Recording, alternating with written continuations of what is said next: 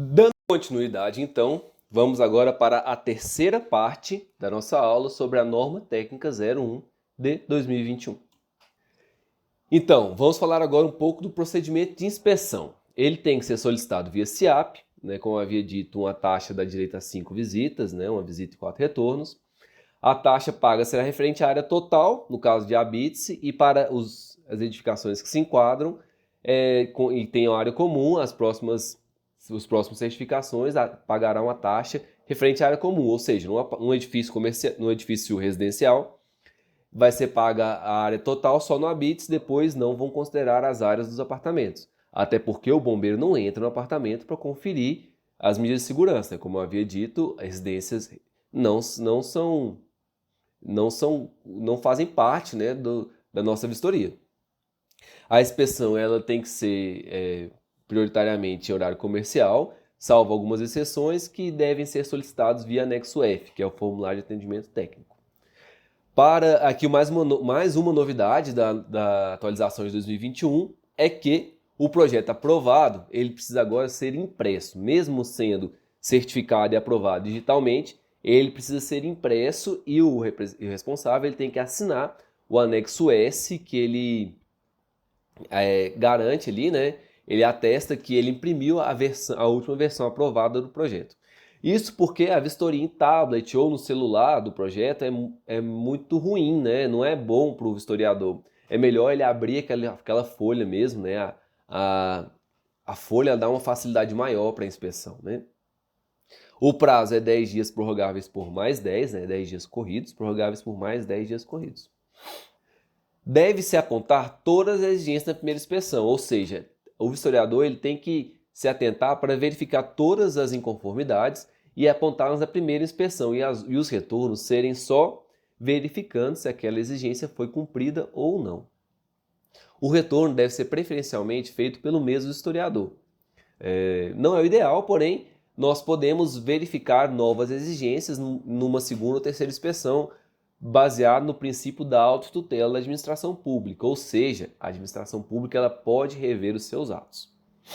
O responsável possui 30 dias para regularizar a edificação e esses 30 dias são prorrogáveis por mais 90 dias. Caso haja divergência com o projeto aprovado, deve-se atualizar o projeto ou adequar a edificação. Chegando lá, verifica-se que, vamos supor, alguma saída de emergência não está construída conforme o projeto, o responsável tem duas opções, ou fazer uma reforma e regularizar, ou atualizar o projeto para verificar, que aí o analista vai verificar se daquela forma que está, atende a todas as medidas de segurança. Porém, o historiador ele pode aceitar pequenas variações, desde que não interfiram no funcionamento das medidas de segurança. Então, às vezes, a variação é pequena e não vai interferir em nada, pode ser aprovada do mesmo jeito. A inspeção, quando o historiador vai na edificação, algumas exigem alguns documentos de responsabilidade técnica, Por exemplo, a ART, do Sistema Preventivo Fixo, a ART do Sprinkler, caso tenha, entre outras. A ART da Central de Gás. A ART ela possui validade máxima de 3 anos, ou seja, é uma validade máxima. Caso o responsável, o engenheiro, arquiteto ou técnico industrial, escrever no documento que ele tem validade de 1 ano, então aquele documento tem validade de 1 ano. Ele não pode escrever que tem validade de 4 anos, por exemplo. Não, a validade máxima são 3 anos. Na NT01 temos um rol, Só que o rol que está lá de documentos e responsabilidades técnicas que podemos exigir é taxativo, ou seja, ele não é exemplificativo. Só podemos exigir os documentos que estão lá naquele rol, Se lá está falando que podemos exigir RT de sistema preventivo fixo, um exemplo esdrúxulo, por exemplo, nós não podemos exigir uma RT de um pergolado, por exemplo, porque não está no rol dos documentos taxativos. A gente só pode exigir as ARTs que estão no rol da NT01. Temos a possibilidade também de emitir um certificado parcial. O que é certificado parcial? Às vezes uma edificação está em construção, vamos pensar aqui num condomínio residencial com 3, 4 torres, em que a primeira torre ficou pronta, a rota de fuga está desobstruída, A área em obras ela não é ocupada, né? Ela está só em obra ali, não representa risco de incêndio. Nós podemos liberar o uso parcial da edificação, ou seja, liberar aquela parte que ficou pronta, né? Desde que ela esteja isolada do resto. E isso tem que ser pedido através do formulário de atendimento técnico e o certificado sai com essa observação de que é uma área, é um certificado parcial, liberar apenas para uma área. Quando a edificação finalizar, né, for liberadas as outras torres, aí faremos um habits total e liberaremos a edificação para funcionar completamente, né? Eu falei algumas vezes do FAT, né, o anexo F, chamado também de formulário para atendimento técnico. Para que ele serve? Ele é a comunicação formal com o chefe da CECIP ou auxiliar. Ele serve para esclarecer dúvidas, solicitar revisão de ato praticado, de inspeção ou de análise de projeto. Vamos supor que o responsável pela edificação não concorde com alguma exigência. Ele às vezes pode ter ocorrido algum erro ou ele tem alguma coisa para falar, argumentar, né? Ele faz pelo anexo F e esse documento ele vai ser analisado, podendo ser deferido ou indeferido, né? Ou seja, a comunicação formal. Ele, caso a edificação possa ter direito à isenção de taxa, essa solicitação também é feita pelo anexo F. E esse anexo F ele tem caráter individual. A sua solicitação é restrita ao protocolo que originou. Ou seja, ele não pode fazer uma solicitação que abranja, por exemplo, todos os hotéis da região de Goiânia. Não, é uma solicitação exclusiva para aquele protocolo, né? Ele tem um prazo de 10 dias úteis para resposta, pode ser respondido pelo chefe ou pelo auxiliar. Havendo discordância, tanto na análise de projeto como na inspeção, existem as possibilidades de recurso. O primeiro recurso, vamos chamar de primeira instância, é a comissão técnica. Então o responsável ele solicita a comissão técnica, paga uma taxa e ela é formada por 3 bombeiros. A comissão podendo ou não podendo incluir, né, o analista ou o historiador. São 3 bombeiros, não necessariamente 3 oficiais. São 3 bombeiros. Caso as discordâncias continuem, caso a comissão técnica indefira o pedido do responsável, ele terá direito a Conselho Técnico Deliberativo, que é a segunda instância. O Conselho Técnico Deliberativo é diferente da comissão técnica. Por quê? Ele é permanente, né? Ele dura por um tempo, né? Mas ele não muda para cada protocolo. Já a comissão técnica, cada protocolo é formado uma nova comissão técnica. O Conselho Técnico não, é o mesmo para todos os pedidos durante aquele período de tempo que ele está estabelecido. Ele pode ser trocado, os oficiais podem mudar, mas não é por protocolo, é por um período de tempo. Ou seja, o Conselho Permanente, nesse caso são 3 oficiais, sendo o comandante do CTD, do Conselho Técnico Deliberativo, ser um oficial superior, ou seja, major, tenente-coronel ou coronel. Quando que o responsável pela edificação pode solicitar um conselho ou uma comissão, né?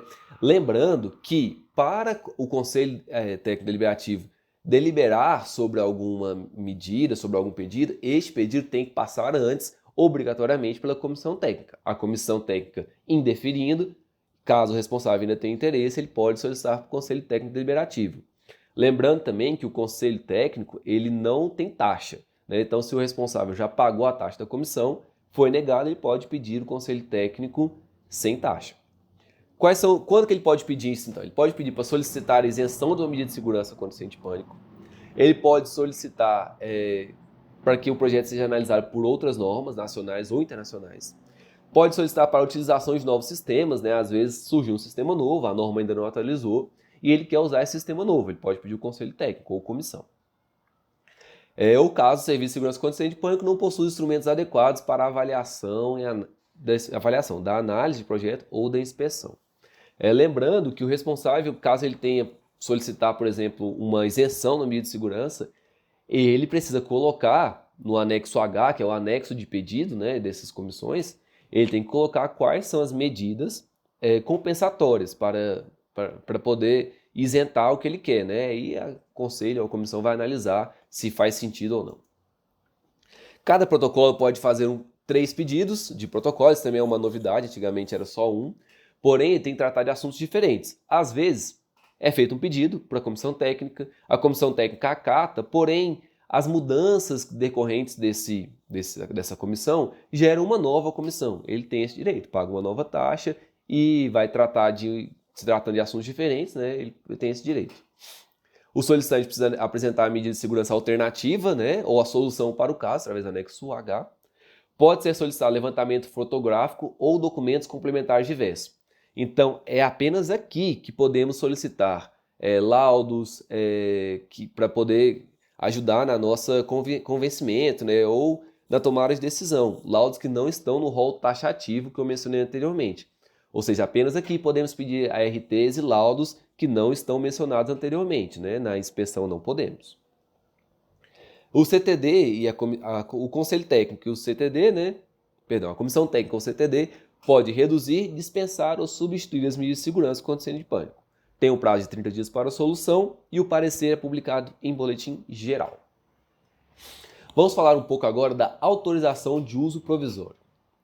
O que acontece? Essa autorização é caso a edificação ela precise se adequar e não tenha essa adequação, seja uma adequação grande, e não tenha tempo suficiente para se adequar naqueles prazos, né, 30 mais 90, totalizando 120 dias, ela pode solicitar uma autorização de uso provisório, que ela é concedida mediante termo de ajustamento de conduta. Ela não é permitida em casos de habites, processos simplificados ou eventos temporários.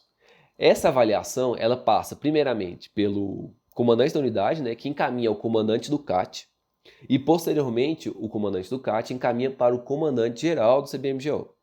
E o TAC, o termo de ajustamento de conduta, é celebrado junto com a Procuradoria-Geral do Estado, a PGE, com a previsão de multa diária em caso de descumprimento. Ou seja, é feito um cronograma de obras, né, e caso o empreendimento, né, o responsável, descumpra com esse cronograma, é gerado multa diária. Que são os documentos necessários? A fundamentação e a argumentação comprovando a inviabilidade de atendimento e execução imediata das pendências no prazo estabelecido pela norma, o cronograma de execução de todas as exigências, né?